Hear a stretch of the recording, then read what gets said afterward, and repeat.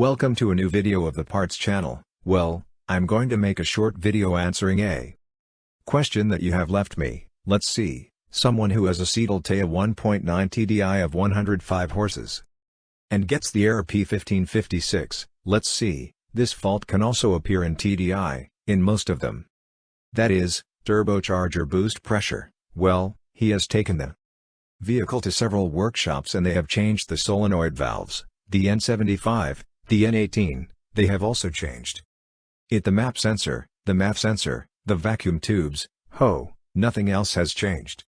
They cleaned the eGR twice. The turbo is barely 2 years old, the vehicle has 250,000 kilometers, but hey, these engines last much longer and well, everything has been verified, and they no longer know what to do to it. Let's see, there is one thing, I tell you because it has already happened to us on several occasions with this vehicle. After all this, okay, and in some they have even brought it to us with the new turbo changed and they no longer knew what else to do to it. There is one thing that usually happens in this vehicle that does not mark it, and that is, these failures. You know, this one when it has this failure is because the vehicle sometimes has a hard time starting cold, other times only when hot, sometimes when idling, that is, it has, let's say, sometimes even different symptoms. But anyway, when we accelerate the vehicle enters the limp mode. Okay, what the vehicle does is protect itself, protects the engine, so what it does is deactivate the turbo,